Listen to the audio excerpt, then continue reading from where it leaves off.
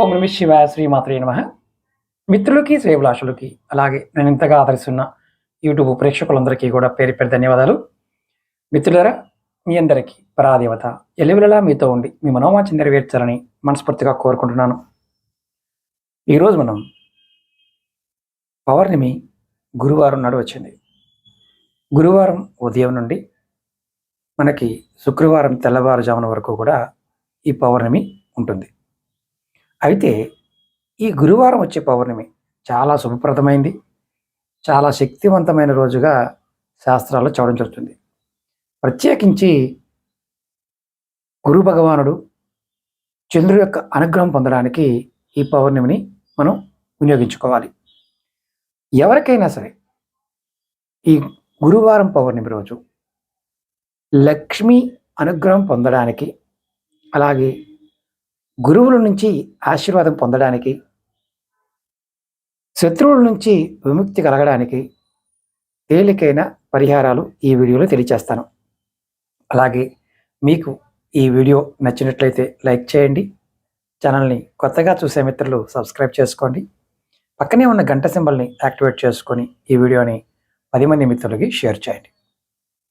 అలాగే ఎవరికైనా సమస్యలు ఉండి వాటికి పరిష్కారాలు తెలుసుకోవాలనుకున్నా, జాతకాన్ని పరిశీలింప చేసుకోవాలనుకున్నా, తాంత్రిక వస్తువులు కావాలన్నా వీడియో డిస్క్రిప్షన్లో కాంటాక్ట్ నెంబర్ ఇచ్చాను. అలాగే మన ఈకామర్ వెబ్సైట్ లింక్ కూడా ఇచ్చాను. మీకు ఎటువంటి వాస్తు కావచ్చు, జ్యోతిష్యానికి సంబంధించి కావచ్చు, తాంత్రిక వస్తువులు పదార్థాలు కూడా మీకు అందులో అందుబాటులో ఉంటాయి. దానిలో కూడా వెళ్ళొచ్చు. అలాగే రెగ్యులర్గా నాతో టచ్లో ఉండాలి అనుకునే వారికి, నేను చేసే ప్రతి వీడియో మీకు రావాలనుకునే వారికి వీడియో డిస్క్రిప్షన్లో ఫేస్బుక్ లింక్ ఇచ్చాను. అలాగే మన వాట్సాప్ గ్రూప్ లింక్ కూడా ఇచ్చాను. దానిలో ప్రతిరోజు కూడా వీడియోలు నేను షేర్ చేస్తూ ఉంటాను. ఈరోజు మనం ఈ పౌర్ణమికి సంబంధించి మీకు 4-5 వీడియోలు చెప్తాను.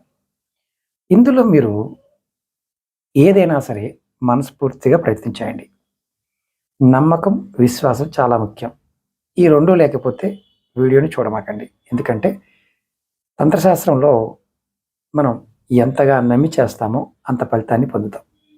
ముఖ్యంగా ఈ గురువారం నాడు విష్ణు భగవానుడికి చాలా ఇష్టమైన రోజుగా చెప్పవచ్చు. ఈరోజు లక్ష్మీ నారాయణ పూజ చేసేవారు ఎవరైనా సరే, అంటే పౌర్ణమి గురువారం వచ్చిన రోజున లక్ష్మీదేవికి చాలా ఇష్టమైన రోజుగా కూడా శాస్త్రం చెప్తుంది.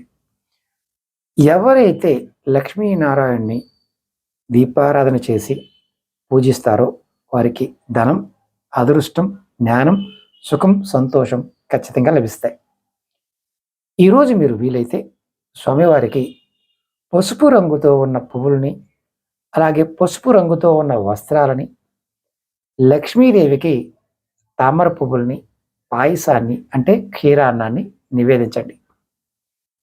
మీకు ఖచ్చితంగా సంపద వృద్ధి చెందుతుంది. ఇప్పుడు మనం గురువుకు సంబంధించిన పరిహారం చెప్పుకున్నాం. ఎవరైనా సరే దానం చేయాలనుకున్నప్పుడు మీ గురువులకి పసుపు రంగు వస్త్రాలు దానం చేయండి. అలాగే శనగలు, పసుపు, పసుపు వస్త్రాలు, బెల్లం ఇది దానం చేయడం చాలా మంచిది. గురువులకి, పండితులకి, వృద్ధులకి ఇవి దానం చేయడానికి ప్రయత్నం చేయండి. అలాగే మరి ఇది చేస్తూ మీరు ఇంకేం చేయవచ్చు అంటే, గురువు అంటే బృహస్పతి. మనకి బృహస్పతి ప్రజెంట్ అతిచారంలో ఉన్నాడు. ఒక చిన్న మంత్రాన్ని మీరు జపించిన మంచి ఫలితాన్ని పొందుతారు. ఉదాహరణకు చెప్తున్నాను, మీరు బృహస్పతి నామాన్ని, అష్టోత్తరాన్ని, శతనామావళి ఏదైనా చేయవచ్చు. అందులో ముఖ్యంగా ఓం నమో భగవతే వాసుదేవాయ ఈ మంత్రాన్ని జపించండి. అలాగే చంద్రుడికి సంబంధించిన పరిహారం కూడా చెప్తాను. ఈ పౌర్ణమి చంద్ర దర్శనం అంటే రాత్రి, అంటే 4వ తారీఖు రాత్రి పూజలో చంద్రుడిని దర్శించి మీరు నీరు తీసుకొని, మనం ఎలాగైతే సూర్య భగవానుడికి అర్ఘ్యం ఇస్తామో అలా అర్ఘ్యం ఇవ్వండి. మీరు ఈ పరిహారాన్ని ఈ పౌర్ణమికే కాదు, ప్రతి పౌర్ణమికి కూడా చేయవచ్చు. ఈ పరిహారాన్ని ప్రతి పౌర్ణమికి కూడా మీరు చేయవచ్చు. అలాగే చంద్ర మంత్రాన్ని అంటే చంద్ర భగవానుడి మంత్రాన్ని కూడా మీరు చక్కగా ఒక 108 సార్లు జపం చేయండి. ఓం సోమ సోమాయ నమః. ఓం సోమ సోమాయ నమః. ఈ మంత్రాన్ని ఎందుకు జపిస్తాలి? మీరు జపం చేయడం వల్ల కలిగే లాభం ఏంటంటే, ఎవరికైతే మానసికమైన అశాంతి, ఎప్పుడు ఇంట్లో సమస్యలతో బాధపడుతూ ఉంటే ఈ మంత్రాన్ని ఖచ్చితంగా చేయండి. అలాగే ఇప్పుడు మనం ఆర్థిక సమస్యలు తొలగిపోవడానికి తేలికైన పరిహారం తెలుసుకుందాం. తులసి పూజ చేయాలి. సాయంత్రం వేళ 4వ తారీఖు అంటే ప్రతి పౌర్ణమి తిథిలో సాయం సమయం ఉన్నప్పుడు తులసి మొక్క వద్ద దీపం వెలిగించి లక్ష్మీ స్తోత్రాన్ని పఠించడం చాలా ప్రభావవంతంగా ఉంటుంది. మేము ఏమీ చేయలేం గురువుగారు, మాకు అసలు అవకాశం లేదు అనేవారు కూడా నెలలో ఒక్కసారి ఈ విధంగా చేయండి. లక్ష్మీ అమ్మవారిని తులసి చెట్టు దగ్గర దీపం ఆవు నెయ్యితో కానీ, మీకు కొబ్బరి నూనెతో కానీ, అలాగే ఇప్ప నూనెతో కానీ, నువ్వుల నూనెతో కానీ, లేదా పంచతైలాలతో కానీ మీరు చక్కగా దీపారాధన చేయవచ్చు. ఇలా చేయటం వల్ల ఆర్థికమైన సమస్యలు మీకు ఇబ్బంది కలిగించే విధంగా ఉన్నవి మెల్లమెల్లగా మీకు తొలగిపోతాయి. ఇప్పుడు మనం ఇవి అందరూ చేయగలిగేవి. ఇక్కడ నియమం ఒకటే, ఎవరికైనా సరే మైల ఉన్నప్పుడు చేయకండి. ఇదొక్కటి నియమం. కుటుంబ సభ్యులకి ఇంట్లో ఉన్నవారు నెలసరి ఉన్నప్పుడు భర్త చేయవచ్చు, పిల్లలు చేయవచ్చు, ఎటువంటి ఇబ్బంది లేదు. ఇప్పుడు మనం తాంత్రిక పరంగా ఏం చేయాలో తెలుసుకుందాం. మీరు ఎవరైనా సరే మీకు విద్య నేర్పిన గురువు కానీ, లేదా మీరు అంటే ఆధ్యాత్మికంగా మీకు మంత్రజపాన్ని ఇచ్చిన గురువు కానీ, పసుపు కానీ, గంధాన్ని కానీ మీరు ఇవ్వవచ్చు. లేదా మీరు గురువుల్ని గౌరవిస్తూ ఆ రోజు మీ నుదుటిన పసుపు కానీ, గంధాన్ని కానీ ధరించండి. ఇంట్లో పసుపుని ఆ రోజు గుమ్మానికి, స్నానానికి, ఇంటి శుభ్రతకి వాడండి. ఇలా వాడటం వల్ల సానుకూల శక్తి బాగా పెరిగి మీ కుటుంబంలో వృద్ధిలోకి రావడానికి శక్తి మీ ఇల్లు మీకు ఇస్తుంది.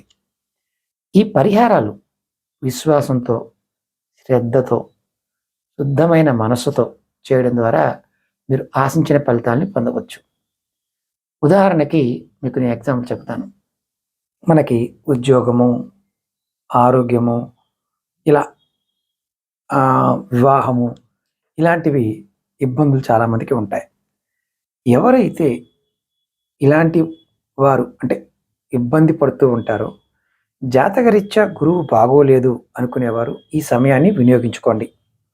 ముఖ్యంగా వివాహానికి, ఉద్యోగానికి, ఆరోగ్యానికి ఒక తాంత్రిక పరిహారం చెప్తాను. మీరు ఈరోజు అంటే పౌర్ణమి తిథి స్టార్ట్ అయిన తర్వాత ఎక్కడైనా ఒక అరటి చెట్టు చూసుకోండి. అరటి చెట్టు దగ్గరికి వెళ్ళి, లేదంటే నర్సరీ నుంచే తెచ్చుకోండి, చిన్న మొక్క తెచ్చుకోండి, కవర్లో దొరుకుతుంది.